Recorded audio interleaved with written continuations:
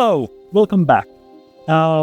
We are playing Them Deeper Bones, a retro adventure game that is reminiscent of old school D&D. And there we go. Andu has the book. I have the book somewhere here as well. But last time we created the characters, and today we will be going into adventure. I'm Petri. I will be your guide today. I also wrote Them Deeper Bones, so this is familiar territory for me. And in the familiar direction of introductions, Annina. Hi, I'm Annina Kaski. I'm an actor and writer and TTRPG player, as well as being on here. I'm also a cast member on Bardic Quest, a D&D 5e actual play show on YouTube and podcast platforms. Links somewhere there below. And Andu. And I'm Andreas Johansson. In the past, I've done some stuff for Roll20, but these days, RPGs are strictly on the hobby side for me. Wonderful.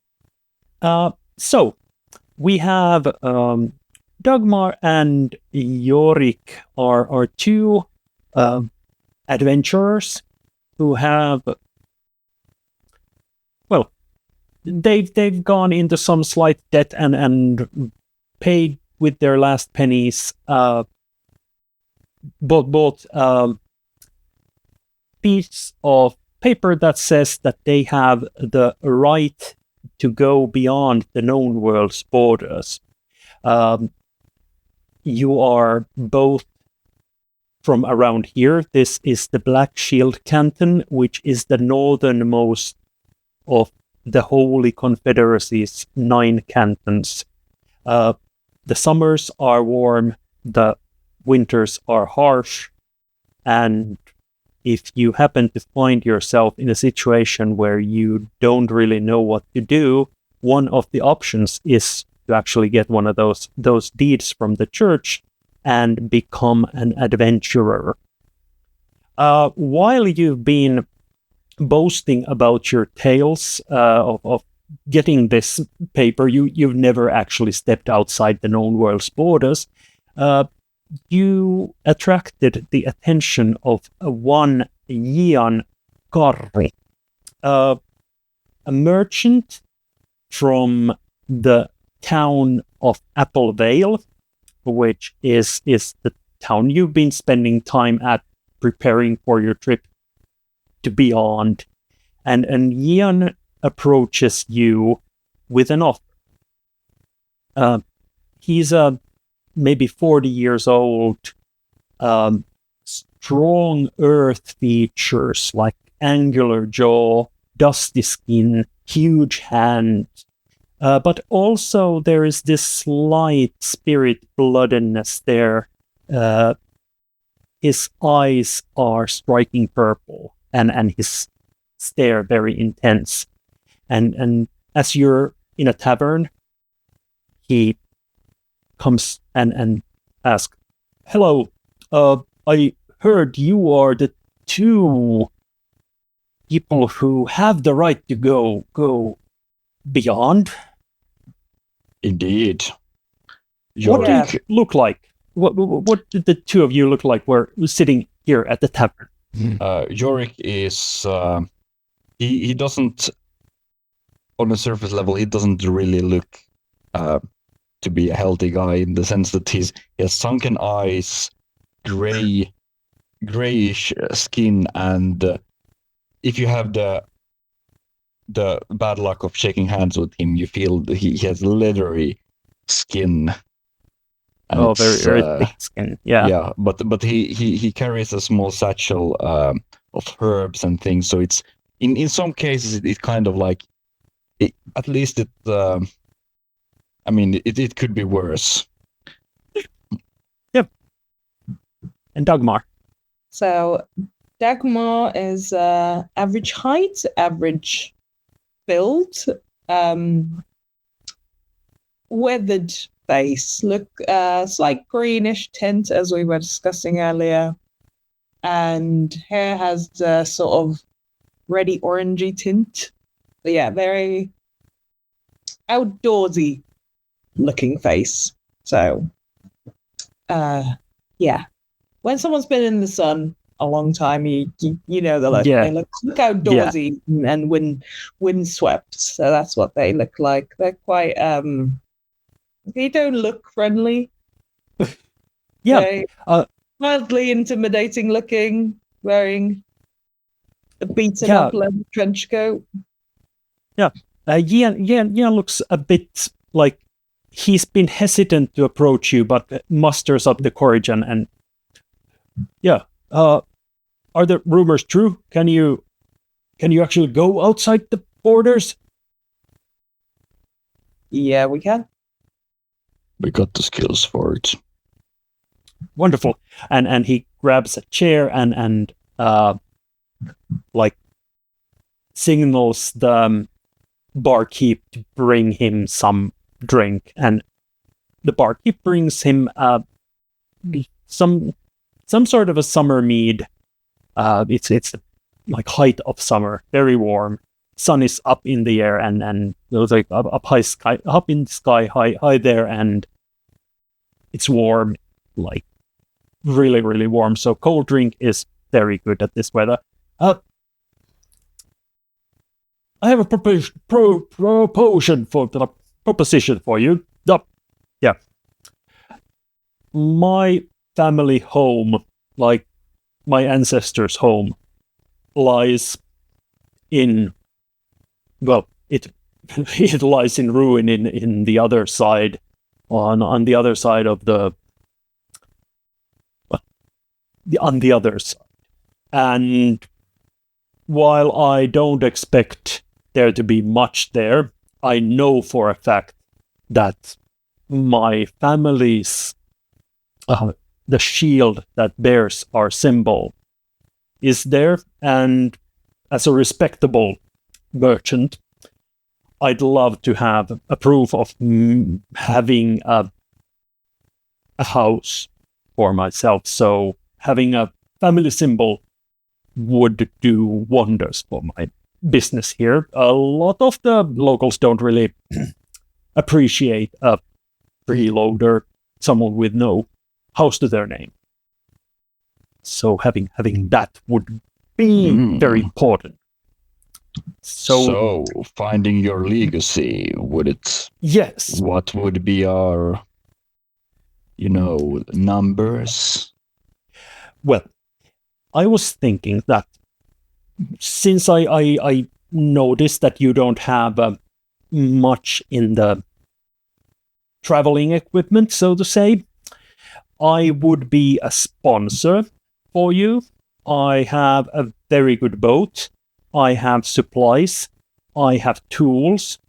I can give all these to you for the duration of your trip, and in addition, fund your next expedition wherever you're going. Yeah. Promising. So you want a deed of the house, a family crest? I want the family crest, like the old Karru shield. It should be there, even if the house isn't there. My my mother and father told me, well, mother mostly, that it should be there. It's magical, so it should be. It should still stand even if the house doesn't. Oh. What's the chance that someone else might have, picked it out and we end up come there and it's too late? No one's allowed to go outside, so fair slim point. to none. So if there hasn't been some unlawful characters, it should still be there. And he goes through his pockets and procures a map. It's a very simple map, but still, it's more than you've ever seen of what's outside the borders. It details the it's called Wind River that goes through the Apple Vale, and it details how it goes beyond the border and how it twists and turns, and there is this X marks the spot type of thing after a certain bend or two. It should be there, and it should be quite clear that it's there. I don't know exactly what this means, but it's what my mother told me. Mm. All right. Are there any other mementos or other things we should keep an eye on in case we find something else and if more than just the shield is left of the house, so to say? You can keep it, whatever you find. Oh, I don't really mind. Like it's a ruined house, so whatever you find there, you can keep it. Of course, if you find something interesting, I'll be interested to buy it from you if they're somehow connected to my family's legacy. All right. And yeah, I have a boat. I have tools. Is there anything else you would like? It's probably a day or two of travel by boat to get there. Is it out in our ship? What?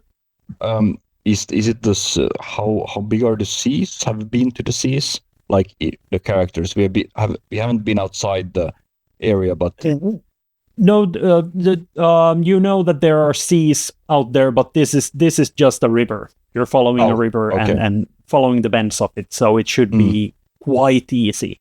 Even if well, actually, Dagmar, have you been like how's your river skills? Are there a lot of rivers in Wormwood? I'm gonna say Wormwood is foresty because it's called Wormwood. Yeah. There's maybe one. Let's say there's one river. Yeah. Yeah, it's not. It's more for like quite a dense forest. That's what I'm feeling. Yeah. So you may have at some point rowed a boat, but it's not like your thing. You weren't river bandits, basically. No. Yeah. Just checking. Yeah. Anything else you'd like to know or have? I mean, anything you'd want to give? Since you're feeling good. Well, rations. Yeah. Yeah, I'll prepare some travel food for you. That's fair. It shouldn't be that long of a trip, but still nice to have something to eat. Well, yes. What kind of like boat or thing it is? Is it the kind where we have a roof overhead or do we? No, of course not. rowboat. A good solid rowboat. So it requires some muscle, but it shouldn't be a problem. If you could prepare a bigger tarp just in case if it rains during the night or anything, so we can have a bit of course. Of course, for shelter. And he extends his hand for closing the contract or agreeing on this. Jorik sticks out his leathery hand. And Dagmar has a very dry hand.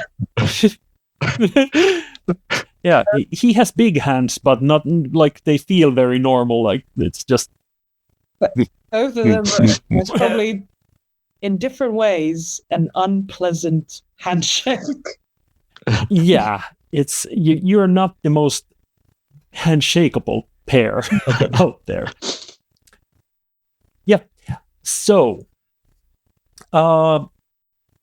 practicalities. Jian has given you a boat, a rowboat, and excavation tools, which means like pickaxes, shovels, the sort, because he expects the house to be at least partly ruined, and there being some digging. So you have in the boat you have more than you need. So I'd say there's like 4 pickaxes and 3 shovels, even if there's like 2 of you. There's rations and some fresh food, like that will go bad, but for the first leg of your journey, it's nice to have apples and whatnot. So do we have a wood axe for if you doing want firewood? if you want, you can have a wood axe, a small axe as well. Jian is very generous. He's one of those very hopeful types who is like, now is his chance. So he's doing what he can to help you succeed. Right. Do you want to leave today? It's like maybe midday, you were having lunch, or do you want to wait until the next day and leave in the morning? What was it? 2 days travel? Yeah, couple of days of travel. I think we'd want to start with in the morning. So, yeah. So you rest up, and the night is clear. The weather in general is very like no clouds. It's the perfect summer, like very close to midsummer, but not exactly there yet. But like it's warm. It's warm. It's very, very warm. You wake up. The fishermen are already in their boats when you get to the harbor, and board this long rowboat. Who takes the first leg of rowing? This will be a multi-leg journey, so it's just who starts. No one's going to do it the whole. Yeah. I could start with the rowing, and you start with looking at the map, right? Sure. Yep. Do it that way. Yeah, the map is actually quite good. There are it's marked where the river branches. So like, let's take left here. Let's take right here. As you move forward, the fishermen get rarer and rarer, and at some point you are the only ones at the river. And soon after that, a bit before midday, you see in the middle of the stream and on both sides of the river, in the river banks, there are these tall white pillars, and you know that this is the border.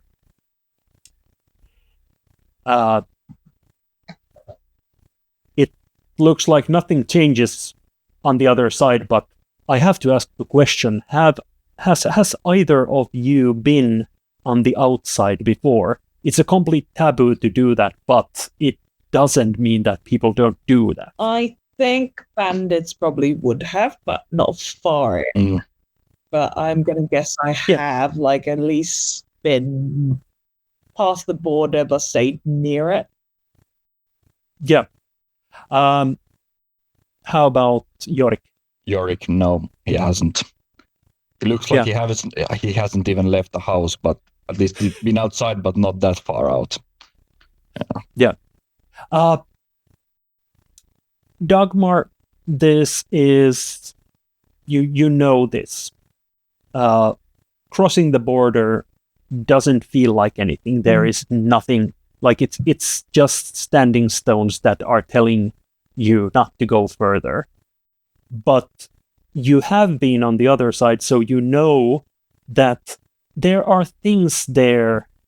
You hear strange sounds sometimes. You find strange footprints that you don't find inside the border. So there's something different there. But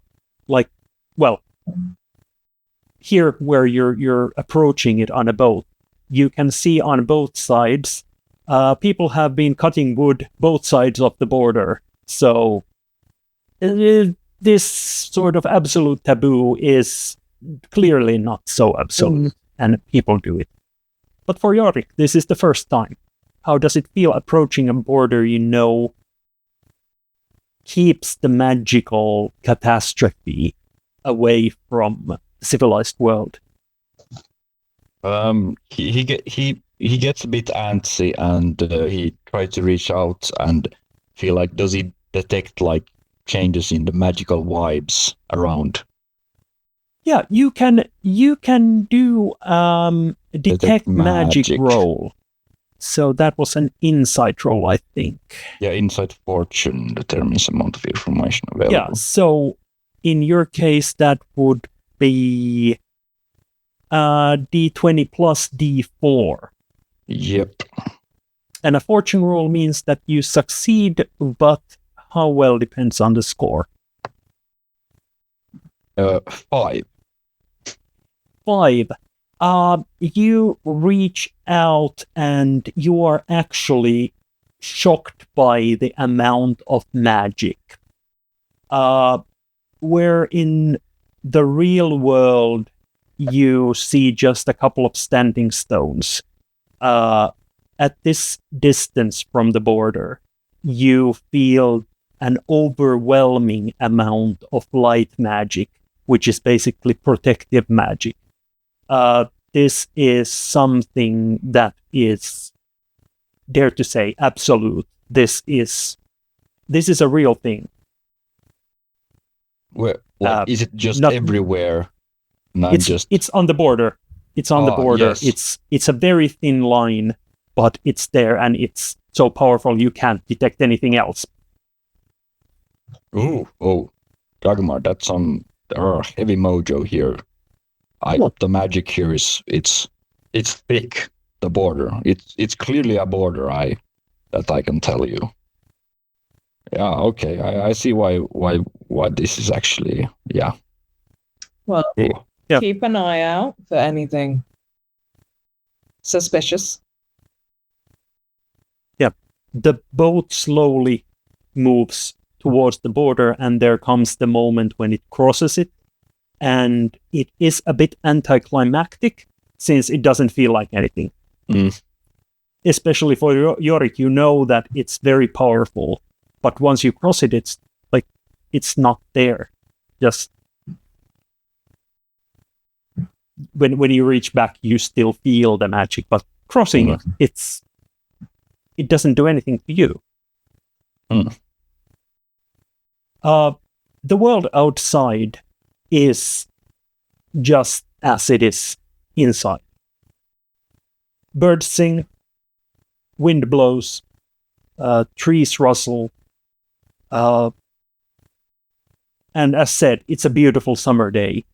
The weather is perfect, and yeah, you keep on going. Who is rowing when? Well, let's put it this way: the map is continuously correct. It's like you can read it and okay, this is this turn, this is this twist, this is the landmark here.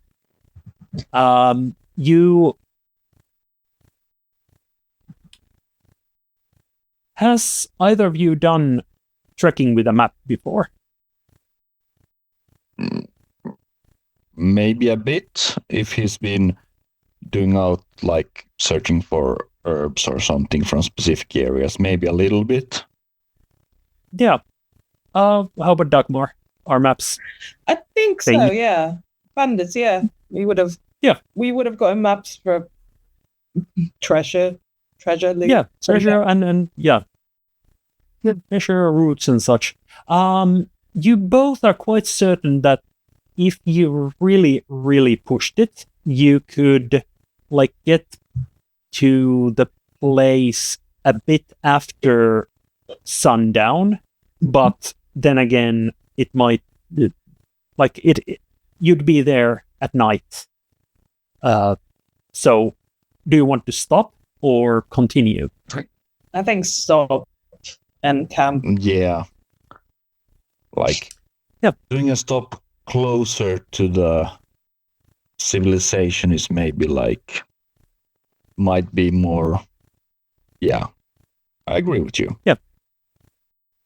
Okay, so you pull to the bank of the river that seems more suitable for a camp. There is like rocks on one side and more soft ground on the other, so you land where it's easier to place your boat and hop on. There is this strong smell of like forest and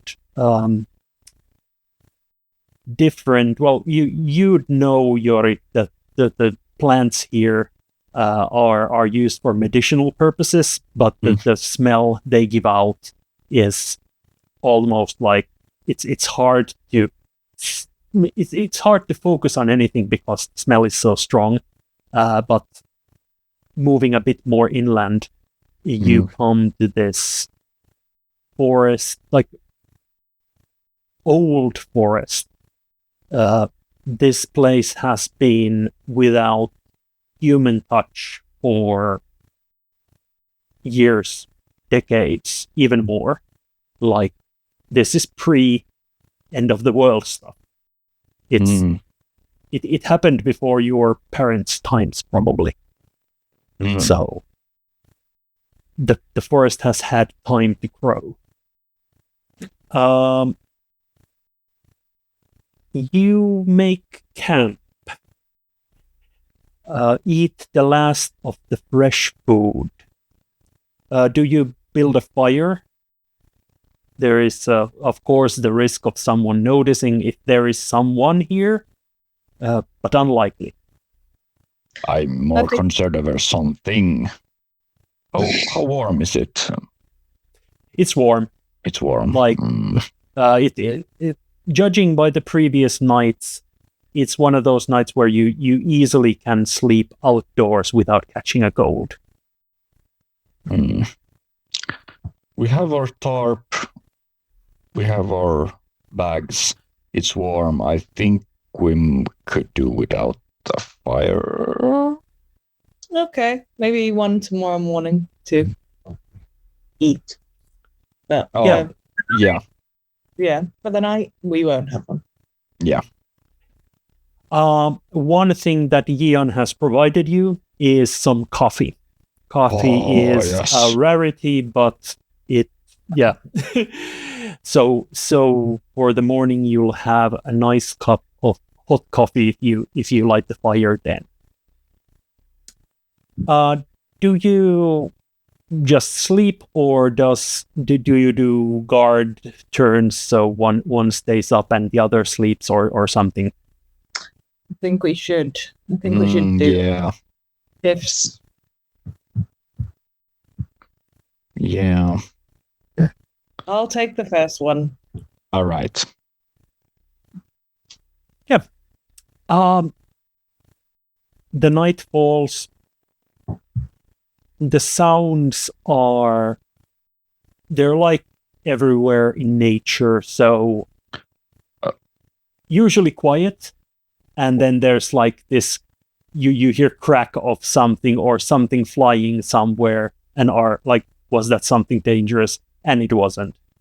You were saying something. Think of something regarding the protective circle. You said it was a very small area.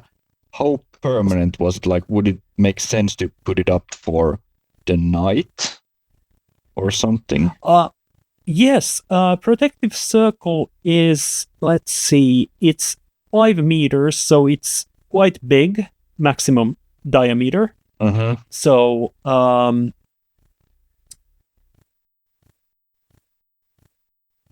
is something I need to concentrate on, or is it like no? It remains in place until the next sunrise. So it's a very useful spell for this kind of thing. Yeah. Do you want to cast that? I assume as a ritual, so it is more secure. So that means it's do 2d20 and take the higher. If you want, you can use your physical attributes to increase this roll after the roll. So Okay. so 2d20 and keep the higher. 17. 17. The circle is a mystical threshold that forces any supernatural creature who would have issues with such a threshold to spend their action to push themselves through to the inside. Anyone inside becomes aware if someone tries to cross the threshold. If they are asleep, they are woken up and can act instantly. And it acts as a mystical barrier so that any magical effect coming from outside is also lessened. So this is a very powerful magical circle you build. What does it look like? And at this point, a question about the elemental type or magic type of your protective circle. The elemental types that it's associated with are air, spirit, and water magic. Mm-hmm. And then there is also light magic, which is basically like protection from the above, the sun, basically, or hope, or divine. So those are the varieties which describes your circle the best. I think water and light probably would describe them best. There is if it's there is, I guess, some light, but it's more like it feels like it's a place where the moon just shines slightly brighter, and then there is like it's like still water, but it's like you hear the occasional clunking sound, but it's like the calm, and like it leaves like the area in a like soft, not water, but it calm downs, and like if something happens, it feels and gives out the ripples, which then the those inside feel and thing. So it feels like it's a small kind of yeah. Dagmar, have you ever seen Jorik do this before, or is this the first time? I think this would be the first time. Because it's our first mission together. So yes. Yeah. I guess we would it sometimes when we had been preparing for this, I would have shown some of my magic in a secluded place, so you're aware of what kind of vibes and things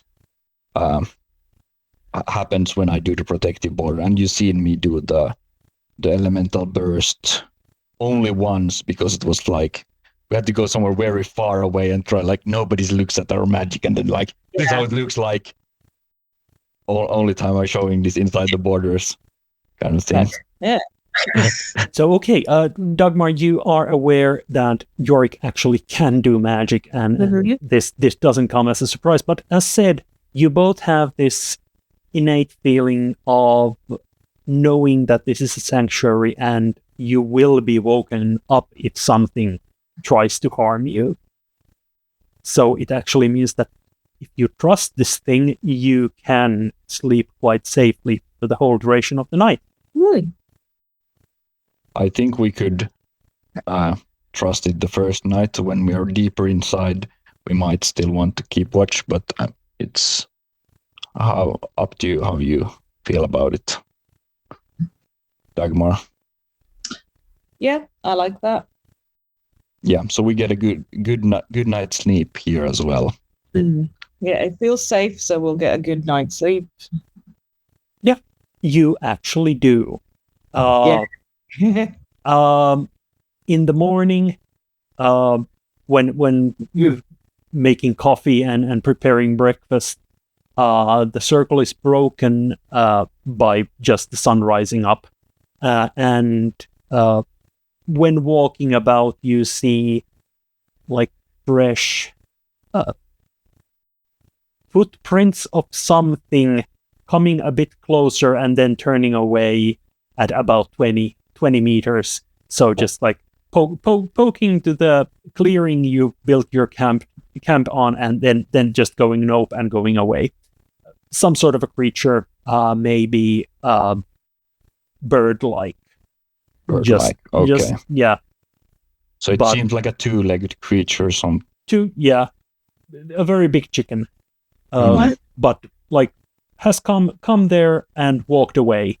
Hasn't tried anything, and well, I think Dagmar might have some tracking experience. So you look at the tracks and like, okay, it has actually run away once it's seen you, so it's not probably a predator type. Just some poor creature that has seen you and then been frightened and gone away. Mm. The day continues. You have a very good cup of coffee. Coffee is a luxury item. It comes from somewhere in the southern cantons of the Holy Confederacy. You've both had it in your life a few times, but it's like every time you get it, it's a luxury thing. It keeps you nice and awake. Yes. And after enjoying a good cup of it, I assume you're continuing with your journey. Yes. For How this is the last leg, boat, after the night? Are there any tracks on it? Have there been any critters there? No. It's safe. You probably pulled it a bit inland, we so it pulled doesn't. We pull it like properly inland, so there is no risk of it getting away. But yeah. Mm. Yeah, no creatures have tried to come and go through your stuff. The only thing you notice is those bird tracks, and they've gone away in a hurry. For this last leg, which one of you is rowing and which one of you is looking at the map? Let's swap. So it'll be now rowing and Okay, so approximately around noon, you are approaching the place that's on the map. The first thing that you notice is on your right side. In the distance, there is this tall, like spire-like mountain or rock that pokes out of the forests. Even the trees are huge. This is an old forest. I have to repeat this. But this spike of rock just juts out into the sky, so you see it when you come on the river, and it reminds you of a tooth, just like, or a fang poking out from the ground. And it's on the map. It's marked there, and it's the last landmark before you head. You take one more curve, and then on your left should be the place where you are going. Yeah. Does the mountain or the thing have a name on the map? No, not on the map. There's no text on the map, just pictures. Probably it has a name, but not here. But it's sort of intimidating. It's like there is something unnatural about it. Too smooth, too precise, looks like a fang. Was it the dark, or what kind of color was it? It's gray stone, like probably a bit green at this point, so there's moss on it and such, but still something unnatural about it. The last turn of the river before you arrive is here. And what you see is a small sauna on the riverbank. Wooden sauna, very dark, tarred outside, and there is a small pier right next to it. Looks quite new. Like it's maybe 30 years old or something. New is relative here, so when is that cell before the whole magic incident? The magic incident is a couple of generations ago. Okay, so that is new. The sauna is new. That's something like it looks like it was built in your lifetime, more or less. Does it look well maintained? It looks like no one has stepped in it in ages. It's like it can hold maybe, you'd guess, 3 or 4 people at a time. It's a very small sauna. But it's there, it's on the shore, and there is a pier, and that matches the X marks the spot on your map. That's interesting. I wonder so the sauna is part of the house, the estate. Could probably be. Could be, or maybe they have been past attempts for it, and that's why this is marked here. Like, didn't you say it was like a turn, and then it's how it seems, or something like that? Yeah, it's like the river turns, and there it is, and it's there where it should be on the map, or at least something should be on the map here. Well, that is at least convenient for us. True. We need to go have a look. So Indeed. Be prepared. Yep. You row to the pier right next to the sauna. It's a very small pier, just like for one rowboat, or maybe to walk from the sauna to the river to have a swim. But yeah, the pier looks really, really, really, really bad. Like, whereas the sauna looks like it might be something like 30 years old. When you come to the pier, it looks like it probably will break if you touch it. Good. But then again, it's been in the river. So then it's essentially the pier is kind of like just there in the way, because we can't kind of use how is the riverbed on that side of the river, like before or after? It's before, it's the same like mossy wet ground that you landed to before, and after it seems like it's getting more rocky. How wide is the river? Maybe in something general? like in general about 50 meters wide, and at this point it's in a curve, so it's maybe 40. Okay. The currents are a bit harder here. Right. Yeah. So rowing from one side to the other side of the river, that's one. It's not something you just swim from, or you can swim, but it's not something to. Okay. That's good too. So Where do you want to land the boat? Next to the pier or a bit further away? Is the pier too close, you think?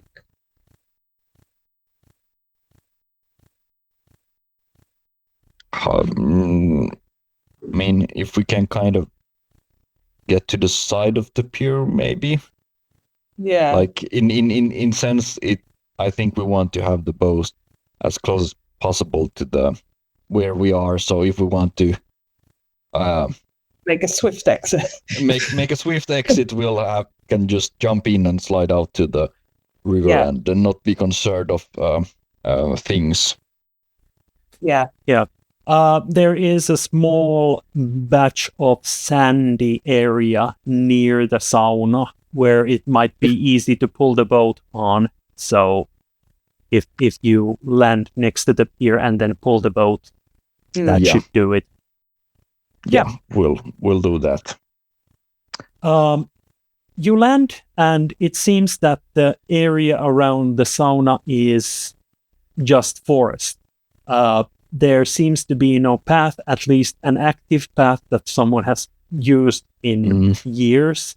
So, yeah, the sauna is the only thing you can see from here. The land rises towards the inland. Back when we were in the place where we had camp, I assume we didn't see anything even looking like animal tracks or animal paths or anything kind of like that. Nothing really. So nothing really. Yeah. Yeah. Basically, you probably saw some small animal paths that animals use, but nothing out of the ordinary. Okay, but we can still see some. There is a chance of seeing those kind of traces, but it's more likely to be animal path if we see. Yeah. Like there is no road or paved way to go somewhere from here.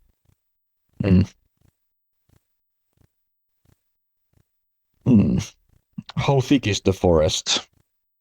Quite sparse. Well, not sparse. It's dark because they are big trees, but you can move quite easily as well because they are big trees. They take a lot of space from around them.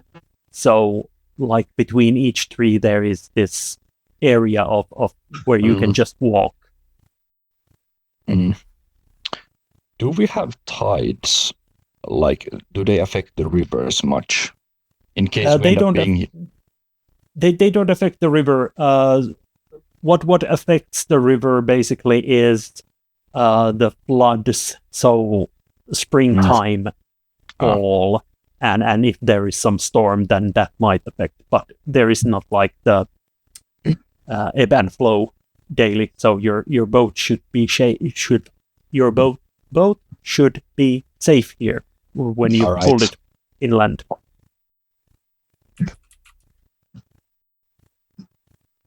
Yeah. The forest is mostly spruce, so very, very spiky trees and sap. Jorik takes with him the wooden axe as the. I think we can leave the excavation gear here for now, but I take the axe and kind of like make it a mark so it's like easier to keep a track of where we've been and what we've explored, and if we need to cut something down to find some sheltered thing. So good idea. It's midday. What do you want to do?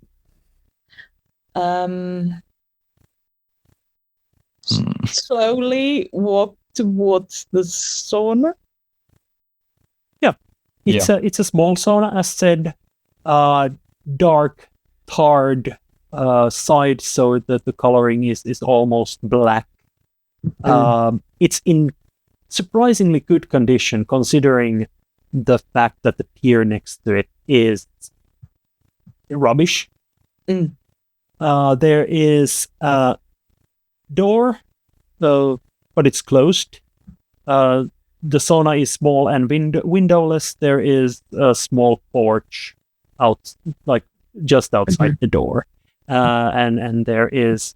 You saw from the river that on the other side there is this small smoke outing. It's a savu sauna, smoke sauna. So it's one of those that you have to heat for a long time to get it warm, but then it stays warm for a good while. Yeah. Okay. And that means that there are no windows there. Mm-hmm. What does the door look like? The classic D&D question. What does The door is wooden. There is a wooden handle, no lock. Of course, this is a sauna, and it's in really good condition. Like, it's clean. It's like in a place like this should be overgrown with moss. Should be like, this is too clean. Something's off. Okay. And that's only specifically with the door and not so much with the rest of the building. The rest of the building is clean as well. Like it's the whole of it is in way better shape than it should be. I mean,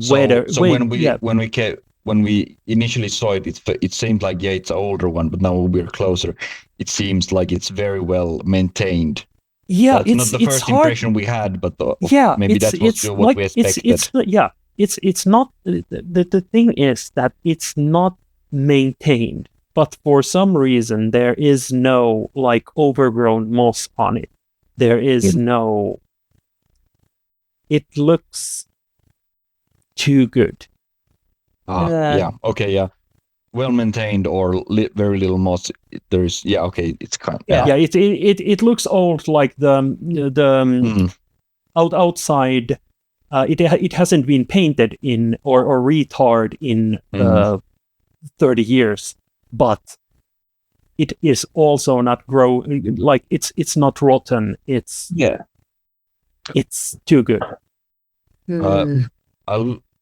Jorik goes and actually starts inspecting the door handle, and he's like, he puts the finger, like, traces it, and he's like, is this oiled? Is this like one of those turpentine things done?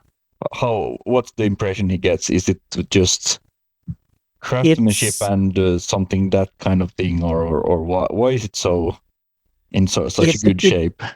It shouldn't be. Like, the answer is that whoever, like, it should be maintained a lot better to be in this good shape.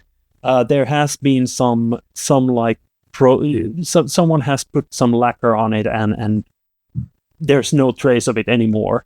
Like, everything that mundanely protects it is gone. But somehow maintained by magic. Can you sense? Yeah, I feel this is kind of magic. Yeah, sorry, I got into my. I was gonna expect some lost craftsmanship here, but that's very.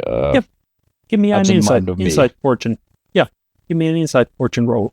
Insight fortune, so D20 plus D4, and this time it's 20. A 20.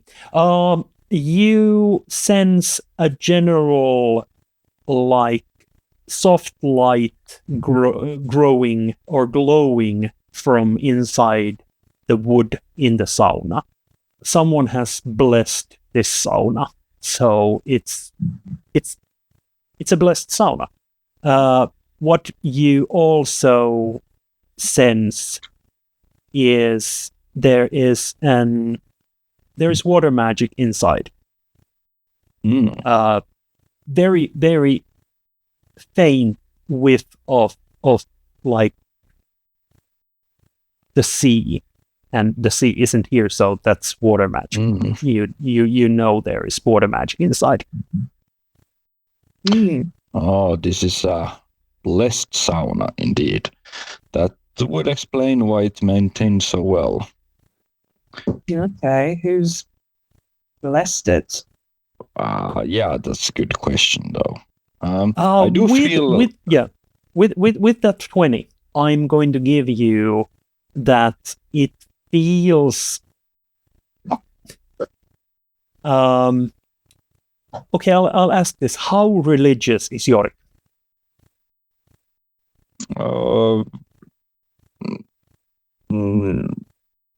Not particularly.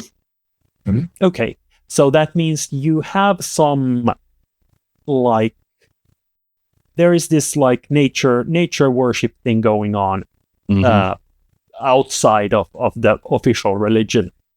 So this feels like the stuff that you felt when dealing with actual magic of that sort. So maybe some sort of protective spirit or something, rather than the great light above. Yes. This is more down-to-earth magic than the highest of high churches, I'd say. And also there is a bit of a water spirit vibes coming from inside the sauna itself. Maybe they have blessed the QS for maintenance. I guess we'd wanna like walk around the sauna to see like are there any other things we see from the building? Going around the sauna, it's a very well maintained sauna. Well, not well maintained, but it's in pristine condition. There is this small window on the other side, and I think Dagmar is the one who pays attention to these things. There is some sort of sticky substance near the window. Okay. Ooh, what's this? Is there some sort of check that I can like? Yeah, you take and look. Looks like spider silk, but Spider very silk. thick. Okay. Like some yeah. You've seen spider webs. This looks like that, but a bit thicker. So thicker spider silk. And it's near the window to the sauna. On the outside? On the outside, or rather on the window itself. So not outside, not inside.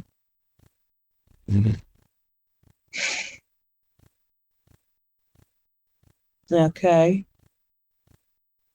But it's thicker than a say normal spider. Yeah, if normal spider silk was thread, this would be like maybe 3 or 4 threads in diameter. Okay. So it's clearly thicker. That's curious. It looks like spider web, but it's thick. So lots of spiders or a big spider? Maybe one big one? That's a guess. How big is the window? Maybe like yay big. Not huge. Like it's triangular. A dog-sized spider. Yeah, I can take it. Maybe. I mean, rather, I'm saying that sounds like survivable. Hopefully. Yeah. So there is a good chance there is a spider or few inside there. How does spiders? You said it's midday. Yeah. Do spiders generally like to stay in the dark, like, and not run around in the sunlight? How much do you know about spiders? Good question. How much do I know?